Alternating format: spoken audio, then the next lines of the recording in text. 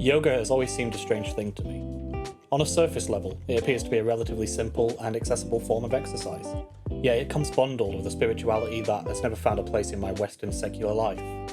I've never practiced mindfulness, and I've certainly never viewed myself and the world around me through the lens of energies or chakras at the heart of it all, at least not while sober. Yet these ideas are not new, and seem to have remained fairly consistent over the millennia. One of the first known definitions of yoga was recorded around 2,500 years ago in ancient Sanskrit text, which when translated states, "the oneness of breath, mind and senses, and then the surrendering of all conceptions, that is called yoga." This sounds exactly like what I would expect from a modern practitioner of yoga, and if value is being added to billions of lives over thousands of years, surely there's something I'm missing.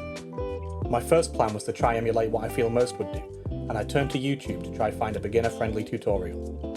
I found a very popular 30-day intro to yoga series and I got stuck in. I was starting this process with a generous dose of trepidation, so I already had a quick scan through the first video. It seemed more than manageable, keeping the first day to simple stretches and basic poses, but I ran into my first issue quickly. With no prior knowledge of yoga, it was incredibly difficult to watch the video while following along, and the instructions given used terminology I wasn't always familiar with. Despite day one's simplicity, I found this to be incredibly difficult. So I'm back for day two, and I really don't want to. There was something about waking up this morning knowing that there was yoga again, and it wasn't a one and done thing that just put me in a foul mood. And I think it just boils down to I'm big and not used to moving, and moving is difficult, and if it's difficult, why do it? I don't want to do it. Which is all the more reason why I should do yoga. So I'm going to stick to the 30 days.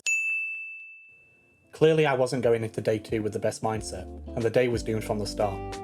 I was struggling from the very beginning and found myself to be even more fatigued than I expected from the previous day. The annoyance in being unable to follow the video got under my skin much more this time as a result. I was sore and shaky, and every misunderstood instruction pushed me closer to quitting. I'll let my frustration speak for itself for a moment.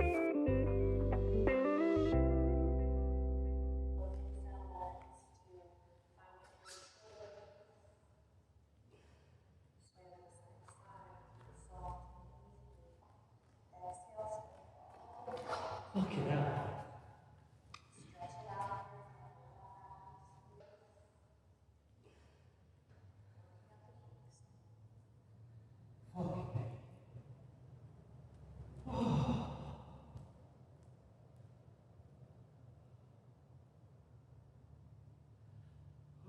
God, I don't think I'm doing any of this right.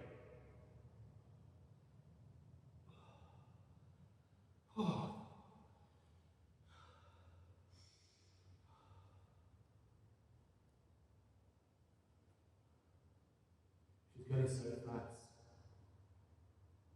I've got no idea what the poses are called, I don't know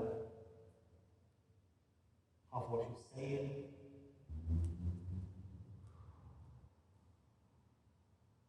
I made it 21 minutes. Should I jump back in?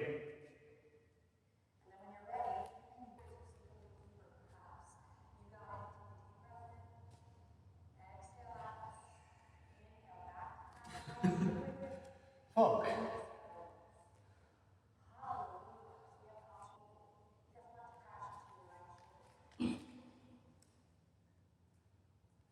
There's nowhere to jump back in.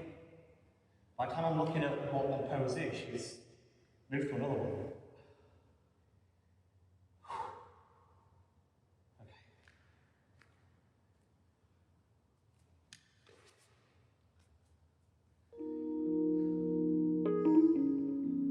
And then I stopped. A big reason I'm making these videos is that I truly believe there is always value in doing something.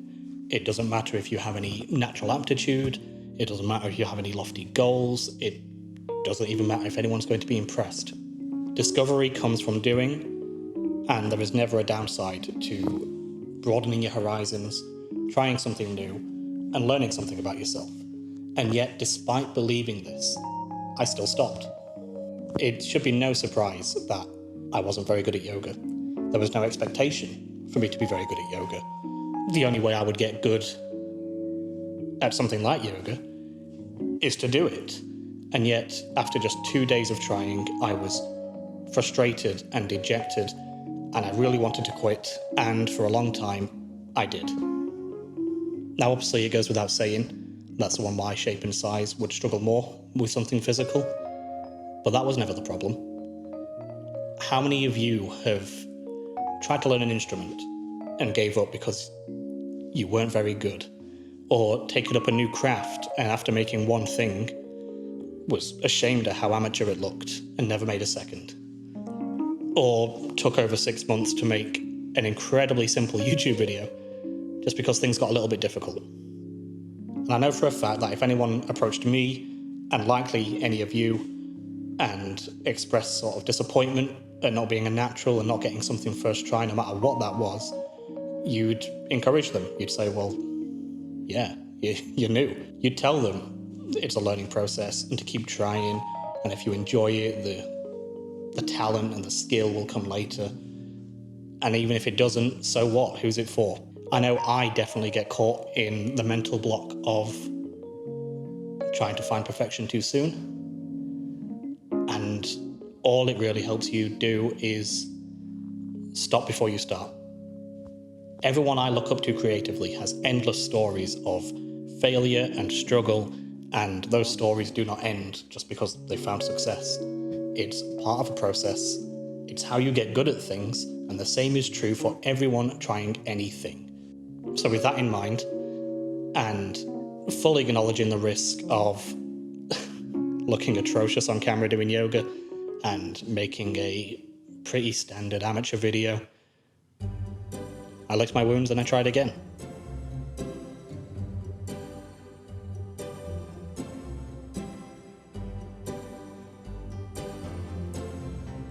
I finally did what I should have done from the start, and I joined a group class. For the comfort of those I shared the class with, I didn't bring the camera to the first month of sessions. The difference was immediate. The first thing I noticed was the wide range of age and ability in the class. Both the young and fit and the elderly with less spring in their step were present, and the class was designed in a way where each person could push themselves to the extent of their ability.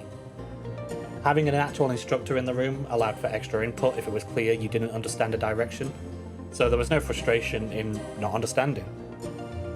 However, yoga started to click with me more than just my body slowly acclimatizing to movement. I like to sing, and I find myself with a strong urge to vocalize during some of the poses. They reminded me of the same way I would ground myself to hit a note at the edges of my range, and the familiarity of that feeling came as a shock. Despite earlier skepticism of yoga's spiritual roots, I can't deny the feeling of there being an energy present when expressing yourself creatively. I realized movement is expression, and that feeling can be found here too. If movement is expression, it is also feeling, and I believe these feelings are the same that others would describe as a spiritual experience. I wondered before why yoga tied itself to the spiritual. Now I understand the spiritual is waiting to find us in anything we do.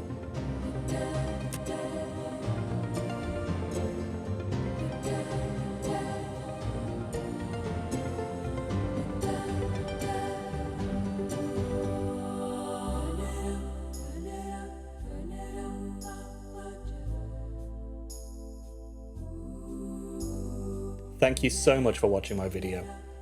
I hope you learned something, I definitely did. But with that, it's time to spin the wheel once more. I will see you all next time with jewellery.